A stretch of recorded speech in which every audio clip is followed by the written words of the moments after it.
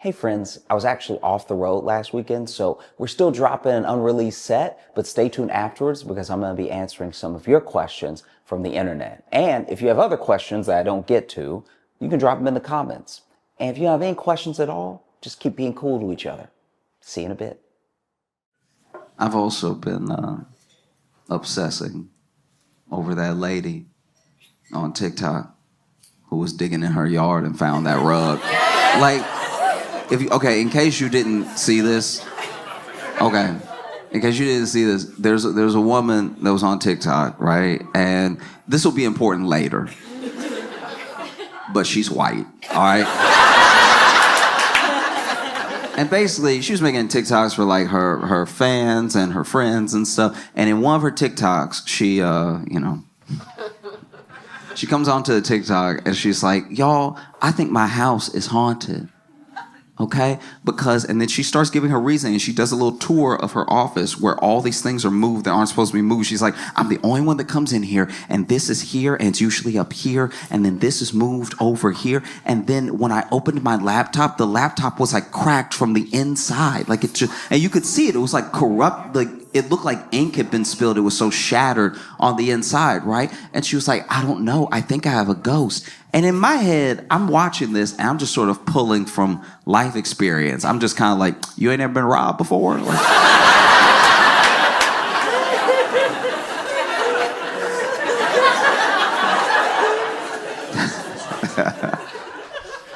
and so then, another TikTok she makes after that is she's digging in her yard. I think they're moving a fence or something, and then they hit something, and then they look at what they hit, and it's like this rug that's been buried underground, right? And it's a thick rug too. And then she's like, making a TikTok being like, "Isn't this weird?" And I was like, "That's a body."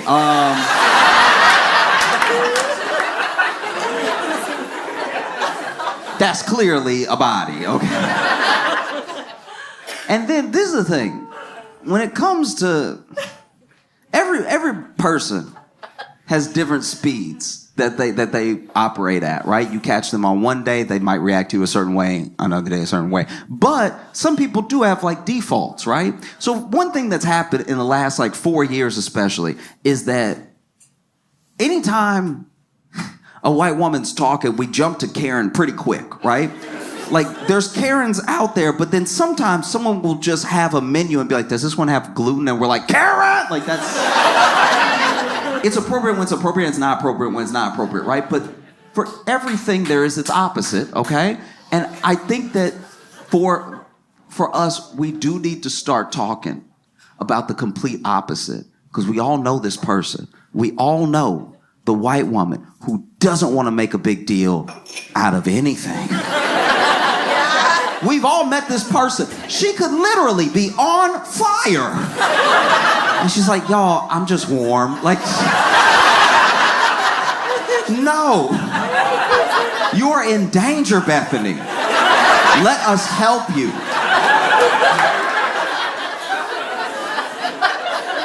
You know what I mean? Like, she could call you. She could call you in the middle of a robbery. She's at the bodega. It's getting robbed right now. And she calling you being like, "Oh, no, I don't want to bother her. Just if you get around to dialing those, like, 3 numbers, it would be really helpful." And this is who we have on our hands in this situation, because I'm not the only one, right? I see the thing and I'm like, "That's a body." And then everyone else in the comments is like, "Girl, that's a body." And this is the thing about internet comments in general, right? At best, almost all the time, random comments on the internet are at least not helpful. They're at least not doing anything for you when you read them, or when you posted them, they're not actually good feedback. I mean, like, it happens a lot, especially because the internet's just out for everybody, Especially on a place like TikTok. People stumble onto your stuff, and then they just comment on it, whatever they think. It might have nothing to do with what you're talking about, Like, as an example, years ago, I bought some nunchucks.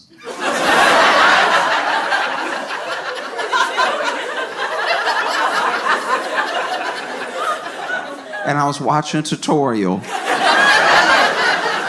on how to nunchuck. And the dude tutorial was good. He wasn't hitting himself at all. He knew exactly what he was doing, right? But then I went down to the comments to see if it was as helpful to other people as it was to me. And none of the comments had anything to do with nunchuck. The top comment was like, support the troops. And it's like, sure, but how'd you get that from this? So for all of her comments to be like, girl, that's a body, I think you should listen. Yeah. She made another TikTok where she was like, another really weird thing that happened was that my stepson was like going to bed and he went to plug in his phone. And when he woke up in the morning, instead of the phone being on 100%, it was on 3%. And you know how ghosts can suck up energy? I'm like, no, we're past this. We're past this. It's a body. It's a body. And once again, she was doing that white woman thing, trying to not make a big deal because, guys, I don't think it's a body. She says, I don't think that it's a body. I'm like, you think it's a ghost. It being a body helps your thing too.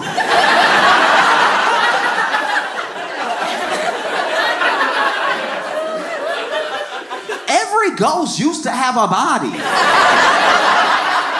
Why are you acting like we're the dumb ones?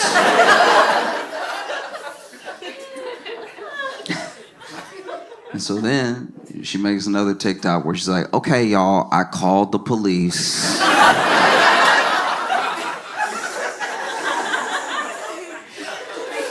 And it's funny because she describes like calling the police and stuff. And when she called the police and told them the situation, I was digging in my yard and I was trying to move this fence. I hit the rug, whatever, and the rug's very thick. We can't just, because that's the other thing. She can't just pull it up.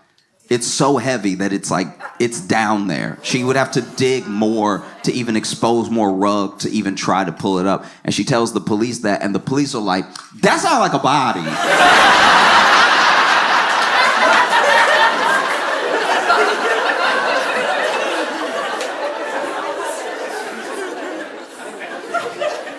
And so the police come out, right? And I am not a cop. I don't know how police work actually works. I don't know what procedure is or anything. All I know is what I saw in the video, because she was also making a TikTok out of the police coming and checking out the hole. And the police, when they got there, I don't know what exactly they were doing, but they were doing that thing where, you know, like when they have their hands in their vest?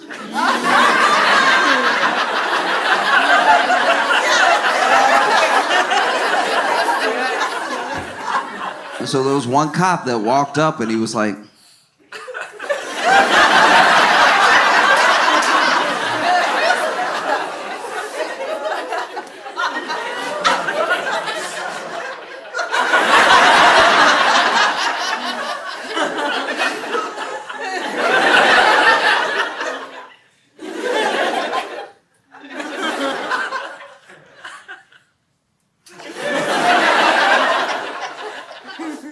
that might be a body. So police look it over, because cops came twice, right? Police look it over. Then, part is fuzzy. I don't know what actually happened linking these two things. I don't know if the police said this to her before they left, or if they called later and told her this, but basically they were like, look, it's a hole. I get that you're invested and that it's the rug, but we don't have the resources to just like do some big dig in your backyard for a case that's like not an open case or anything. There's not like some missing person or something. So we just, if you want to dig,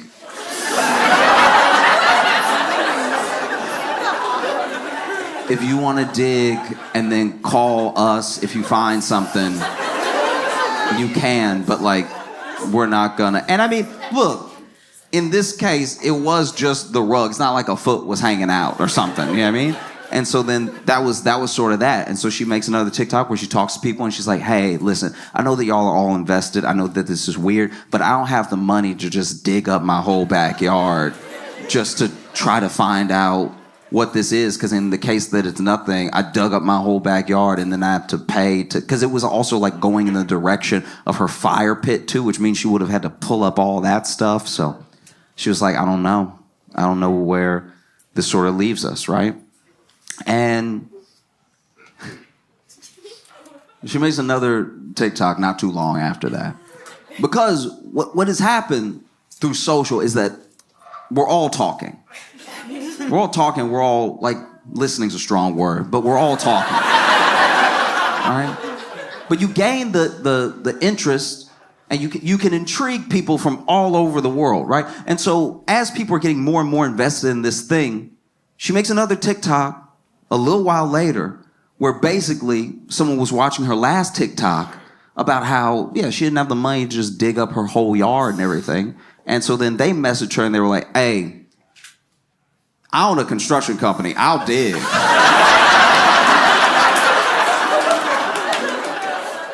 I will not be left on a cliffhanger, all right? Digging is what I do. And so then, the next TikTok is her basically being like, hey, this person with this construction company said that they would come over and dig and help me figure it out and everything. So go ahead and tune back in, 4:30 Eastern Standard Time. I'm going to go live and we'll find out together. This is what's really jarring about that, right? Is that TV used to be TV. You used to get your entertainment from TV, and TV was a thing. You used to buy the TV and know that all the TV would happen on TV. But now, slowly, over time, we're TV. Whether we mean to be or not. There's plenty of people who have realized they were TV in real time and been like, I messed up. I did not want to be TV today. TV used to, we're spoiled. We're used to 24-hour news. We're used to 24-hour programming, even pay programming. When a channel runs out of TV ideas, they're like, well, we'll let this person try to sell you something for 3 hours. You know what I mean? TV used to just have a few channels, too. TV used to have like 5 channels. And they didn't even have a lot of ideas. The TV would be like, guys, we're done. TV, you would have your TV on, but TV would be off. Because they were just, they just didn't have any more programs. They were like, you know what it is.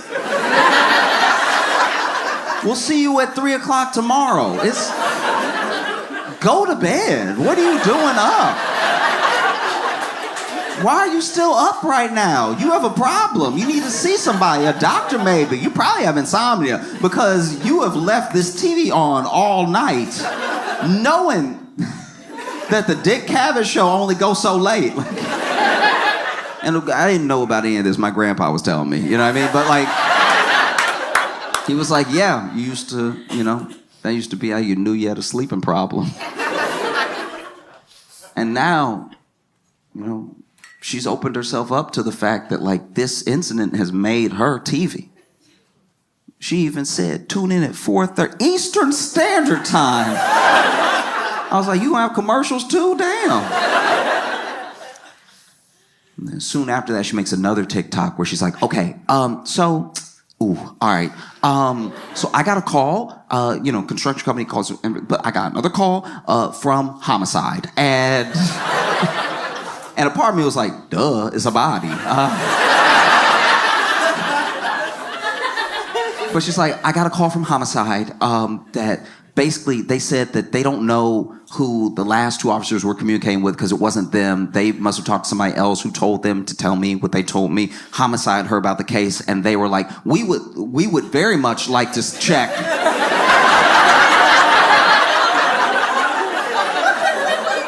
That's like our whole job, to check if that's a body. And so we're gonna come tomorrow, and they basically tell her, they're like, hey, if we find something, this will turn your house upside down. Are you prepared for that? And she was like, yeah, I want to get to the bottom of this thing. It's been like on my mind, and we're not just curious. It's like this could potentially be terrifying, And so they're like, okay. And if we don't find anything, then you're free to let the construction company dig and just see, like, get to the bottom of what maybe is dinosaur bones. Who knows, right? So next day comes, and she says in the TikTok, she's like, look, so still tune in at 4:30 Eastern Standard Time, but I don't know what you're going to be watching. So sure enough, homicide comes, they bring the detectives, they also bring the cadaver dogs, right? And both cadaver dogs signal at the spot in the rug, right? And they even did in different ways, because I don't really know, I don't know much about cadaver dogs. All I know is that the first dog, he seemed a bit junior. Do you know what I mean? That first dog was just a little too happy-go-lucky. You know what I mean? Like he really showed up and was like, oh, what a beautiful day. It's wonderful to just be in a yard and be able to run around, stretch your legs, and hang out with your friends and stuff. Oh!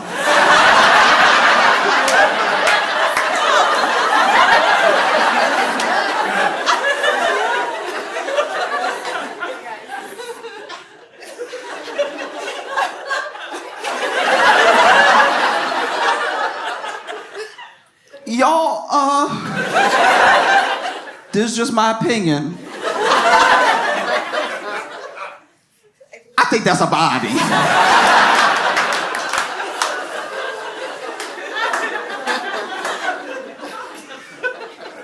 Second dog comes out, must have been more senior dog. They must bring two just to make triple sure, you know what I mean? Because second dog comes out much calmer, at least to me. I had more of a dignified gait to his walk. Walking around.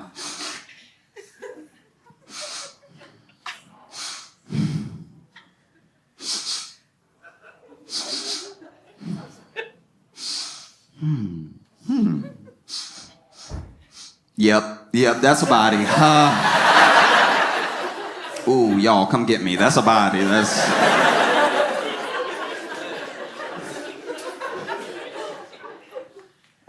it's got to be tough. It's got to be tough to be like a police dog because you don't know you have a job.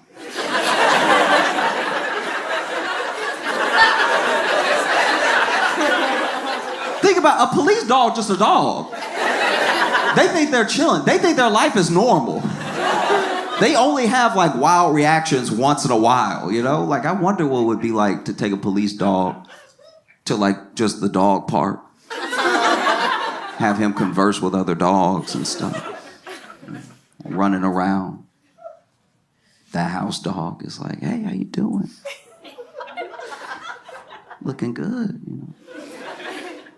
I love a pup in uniform.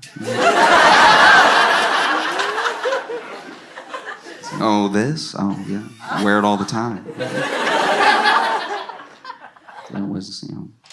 You come to this park often? Oh, yeah, every day. Every day, me and my pal come here, and then, we lets me run around, and then we walk home, and then he feeds me treats, and I take a nap, and the police dog's like, nap? What's that? Oh, when you just get tired and you fall asleep whenever you want. And it's like, okay, must be nice. You said your owner gives you treats. What kind of treats? House dog's like, oh, all the treats. It's incredible. I get like the beef treats and the chicken treats. I go crazy for the tuna treats. I try to play it cool, but I can't. They're too good. Sometimes I'll play hard to get, but then I'm a sucker for the tuna treats. Do you get treats? And police dog's like, yeah, I get treats all the time. What kind of treats do you get? Police dog's like, mostly cocaine.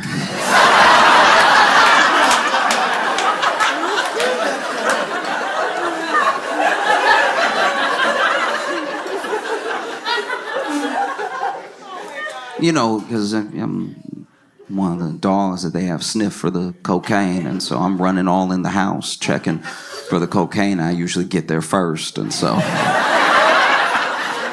sometimes I take a little off the top, you know what I mean? A couple of extra sniffs. It's gotta be wild. It's gotta be wild to think as a police dog, you're just going for a walk.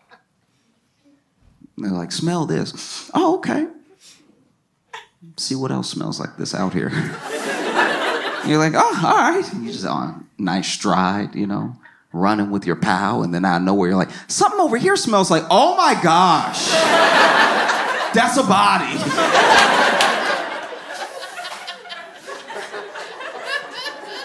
So both the cadaver dogs signal, right? And when they signal, she's like, oh my gosh, she's really taken it back. And I think that's also the first time that this becomes like real, because I think, I can't say what was going on in her head, but I can imagine that like at the time you're just kind of going through the motions and having your own little true crime thing. But then when there's really something there and it becomes real, like, oh, this is terrible. This is terrifying. And then the police even come over and they're like, hey, you might want to stop recording. And so she makes another TikTok hours later where she's like, hey, I'm sorry I left y'all on a cliffhanger. Police were like, hey, maybe you want to stop recording. So I stopped recording and everything. But there's just people all over my house and stuff. And it was just like, I think it was all hitting her at once. And it must have been overwhelming, And she's even saying to the camera, she's like, and the police, they appreciate the fact that I'm the one that called them and stuff like that. So it's not like they're looking at me or anything. I was like, nope. Call a lawyer. Call a lawyer. Call a lawyer. Call a lawyer. Call a lawyer. Call a lawyer now. Put the phone down and call a lawyer. Don't talk to me. Call a lawyer. I'm not a lawyer. Stop talking to me. Call a lawyer.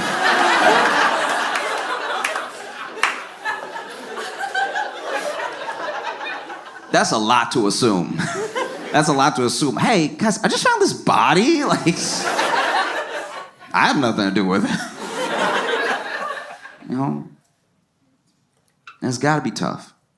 Like, I really did try to put myself in her shoes. It's got to be horrific to find something like that, what it might be, all that stuff. I think about what any of us might do. You know what I mean? Maybe not make a TikTok about it, but like what any of us might do. Like, I think about what I would do. I'm a homeowner. I'm digging, I'm moving my fence, and then hit this rug. A rug, by the way, that had a tree planted on top of it. I think about what I would do, right? As Josh, and even more importantly, maybe, as like a black dude in America. I'm not gonna lie, I think I'd be like, yeah.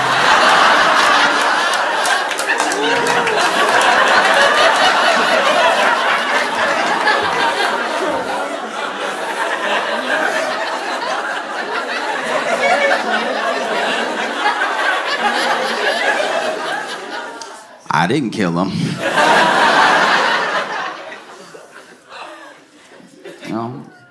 So then they like properly excavate and they do a whole dig, and it turns out it's not a body. Isn't it weird to be disappointed?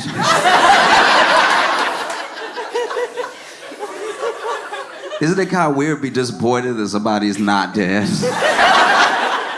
It's not a body at all. It was a rug that had a tree planted over it that was buried, which, I'm not gonna lie, is way weirder. That's so much more jarring now.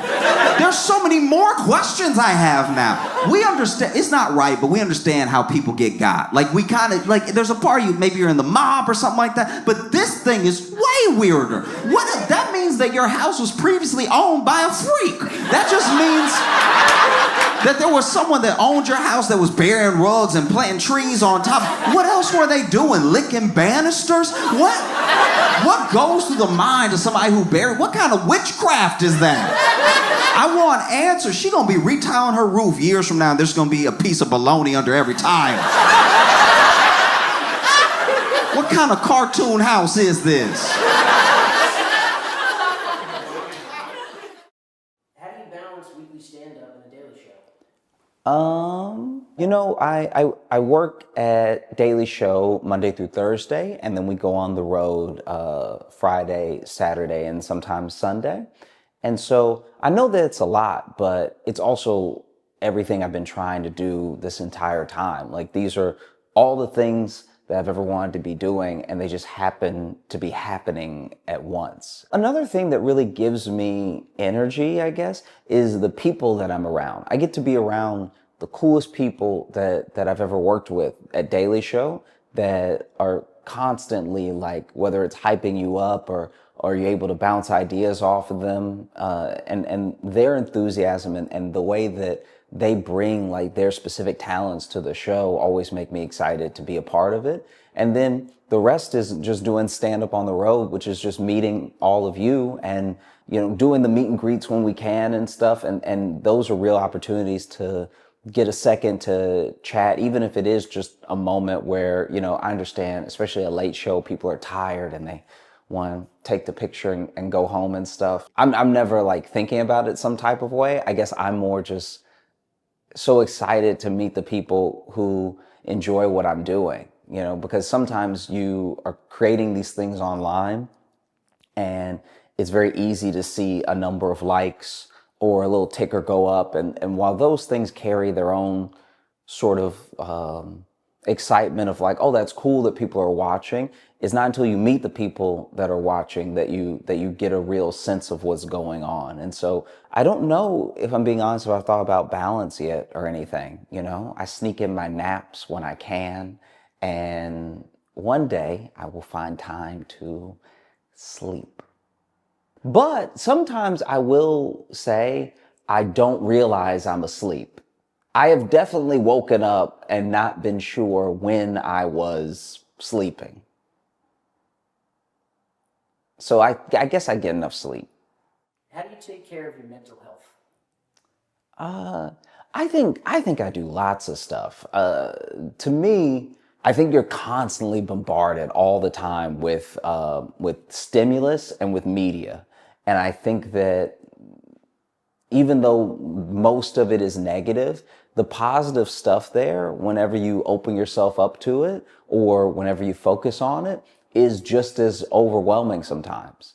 You know, there are a lot of people out there talking about the good things happening in the world. And if you engage with that stuff as much as you engage with like mainstream news and being up to date on the latest horrible thing that's happening in every country, I think you can find the balance that's actually happening. Because it's true, all these things are happening at the same time. And I don't know, I think that centers me sometimes, that like as many bad things as there are that are happening, there are so many instances of us seeing like the good in people and the good in the world and stuff. And so that helps me take care of myself. I have people that I will sometimes message if I'm having a rough time, for any number of reasons, you know, just having those people really help. I think that therapy as well, depending on your version of it and what you found helps you the most, I guess depends on how often you lean on it. And so, yeah, I think therapy, I think engaging in as much positive media as I can, and I think looking up specifically for news stories where something good is happening help me take care of myself. Why are your tickets $400? They are not. They're not. I cannot say this enough how much they are not.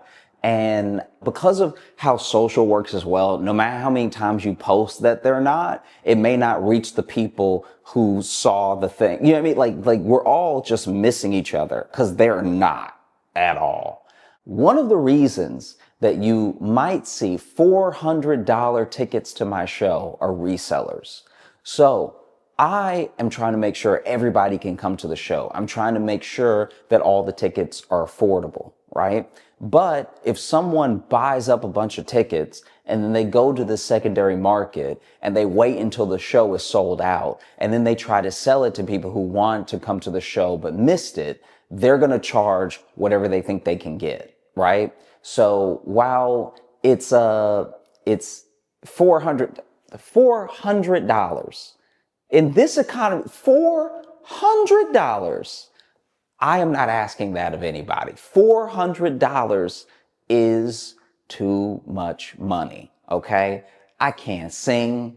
Yeah, I mean, like we're not talking about tickets to like somebody who can do backflips or something like that.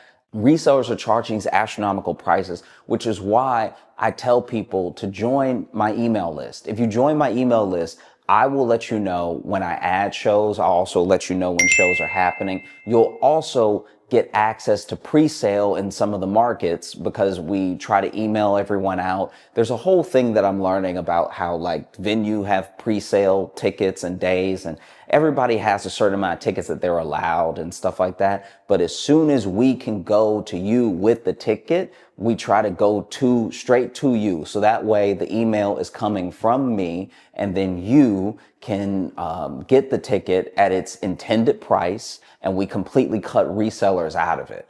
Sometimes I even lose words for how best to describe how bad of a thing this reselling is, because it cheats you out of money, and it cheats a lot of people out of an experience, you know? Because let's just, for the sake of argument, say the reseller buys my ticket and they're charging $2,000. And then people are like, Josh, love you, nice little quips, nice little witty jokes online, but 2,000, no, no, no. Now, somebody who was willing to pay the like $35, $45 that I was charging for the show doesn't get to come.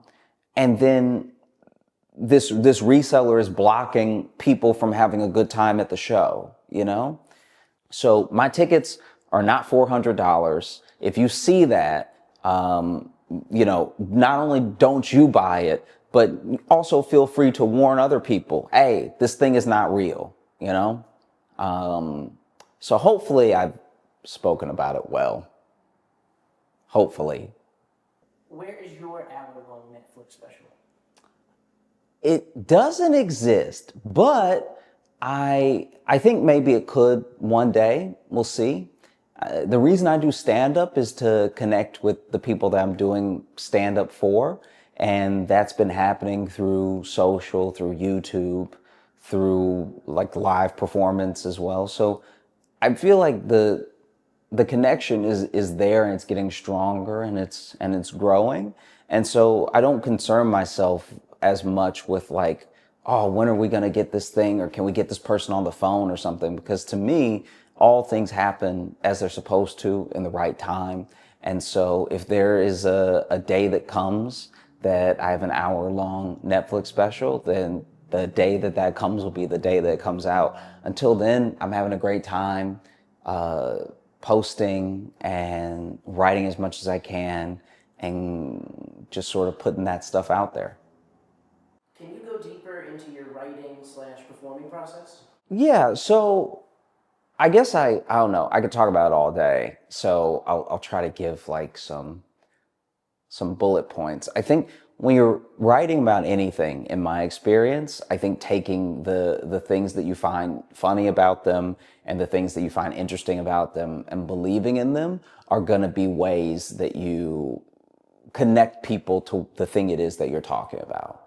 Not everything is interesting, and maybe everything can't be made interesting by a specific person. But I think if there's any like gold that you actually find in something, someone else will connect with that. I think the missing connective tissue sometimes is belief in the thing that you're talking about, and it's in a full understanding of what you're trying to say.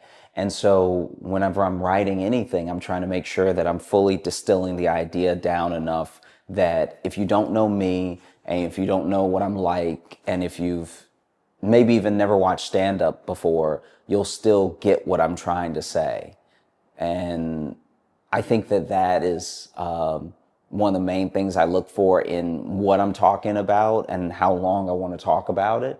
And then I think that sort of all of life informs other pieces of it. So if I may be talking about one thing that has nothing to do with any of the other topics I bring up in my mind while well, let me see, now I'm rambling. Hold on. If you choose a topic to talk about, right, it may seem incredibly isolated. It may seem like one of its kind. But because of how long humans have been around, and because we have cyclical behavior, it's not. So no matter what the thing is, there's something like it that has happened before, even if it's only in spirit.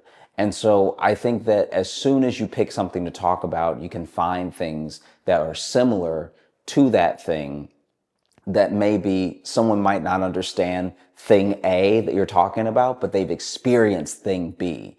And if thing B is a universal enough experience and you link it back to A, then I think that you can in turn at least give people the option of seeing what you're trying to say. And that's just one way to do it. I think that the other way is like take the thing that is your topic that's most important to you and breaking it down on every level. At some point with those layers, people will start to see what you mean. Whether or not they agree is like completely up to them. And luckily for stand-up, you don't really need anyone to agree with you. You just need them to be enjoying what you're saying and find it funny. Some things that we find funny are because of agreement, and some things that we find funny is because of the absurdity of it and how much we disagree.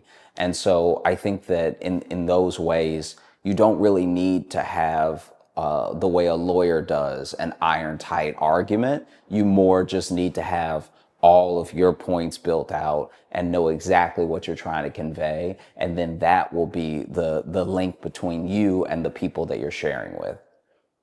I think that, yeah.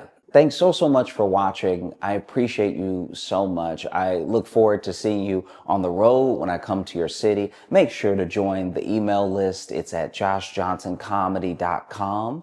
And I look forward to making more videos for you in the future. You know, I really love what I'm doing right now, and you're part of why I love it so much. Yeah. Till next week. So when I swing my legs, are you getting that? No. Oh, you're not? Okay. That would be my undoing, because they are nowhere near. And it's like, it's hard to take a man seriously when they're swinging like this, because it's a natural thing. Like if they were on the ground, they would be planted enough that it wouldn't be a big deal. But because they're so free, because my knees are really off the edge, there is a dangle that's not only a bit dainty, it's a bit whimsical too. It's not the right vibe to try to be. The shoes are also Velcro too, so that... Yeah, okay. These actually aren't my normal shoes. I wore these because I lost my shoes. And so I'm still looking for my real shoes. But then until then, I have these on, and everyone has been looking at me like I need help. I have not encountered anybody in a store or on the street that has seen my shoes and not been, let's just say, extra nice to me. Dangling in Velcro shoes, it's not the look for a grown man. You know what I mean? Like, this is, when I tell you, I'm positive that this is like a walking ick. Yeah, like this is bad. So I was also not happy about it, because I literally asked my girlfriend, hey, do you know where my shoes are? Which is one of the most insane questions you can hit a person with, because your shoes should have been left by you somewhere nearby. But I did not know where my shoes were, and I haven't worn these in maybe a year. I don't even know where they came from. I really don't. Like, maybe I bought them, but I feel like they were a gift, and not just a gift, but like a re-gift. Like, I think they were given to someone my size, and then that person was like, nah, I can't keep these in the house. Look, it's better than not having shoes. I'm grateful to have more than one pair of shoes, but I'm also praying I find my real shoes soon, because, ugh. The main shoes, they're what, on? On clouds, yeah. When are you going to get an endorsement? I mean, you have those on every show, every stage, all over the country. That's up to On Cloud. I wear them because they're comfortable. But an endorsement would be nice. That would definitely buy some more On Clouds. Yeah, they might as well endorse me. I would just give the money back to them almost immediately in On Clouds.